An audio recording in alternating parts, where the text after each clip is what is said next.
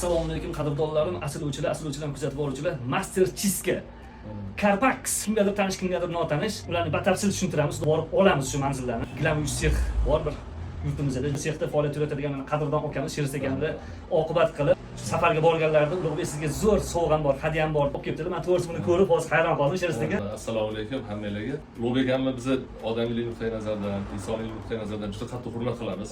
Yaxshi insonlar, biror narsa so'rasak, yo'q deminglar. Har doim qurollarni samimiy o'rgatadigan inson. Bu o'zi sovg'amiz kichkinagina bo'lsa ham bir e'tibor, suvenir sifatida akamlarga bitta mana shu qo'l ishi bor edi. Qadrdonlar mana shuni olib keluvdilar.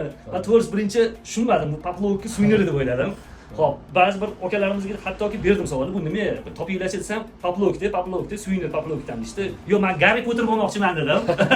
Garri Potterning sehrli cho'pi deb o'yladim to'g'risi. Keyin buni yaxshilab o'rganib chiqsam, bu Shiris aka astoda niyat qilgan ekanlar. Ulug'bek maxfiyga ish qo'z, maxfiyda o'qiladi deb niyat qilgan ekanlar. Mana maxfiy talmonni cho'pini olib kelibdilar mana.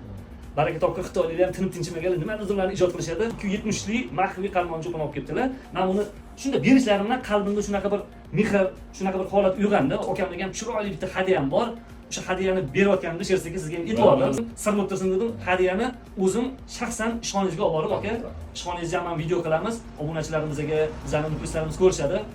Kimda kim agar uy xonadonida, ishxonasida qanaqa holat bo'lsa ham, gilaminglar bo'lsa, bemalol mana akamiz jamoalar bilan xizmatdalar. Men buni yonimda olib yuraman. Ishlatmasligiga qarab yuraman, lekin yonimda bu men uchun qadrli bo'ldi, juda ham. Chunki qadrdonimdan kelgan sovg'alar. Baraka toping, Shiris aka, juda ham odam xursand qildi. Alloh razı olsun. Biz ham yaxshi kunlarda sovg'alar berishni nasib qilsin. Rahmat aka.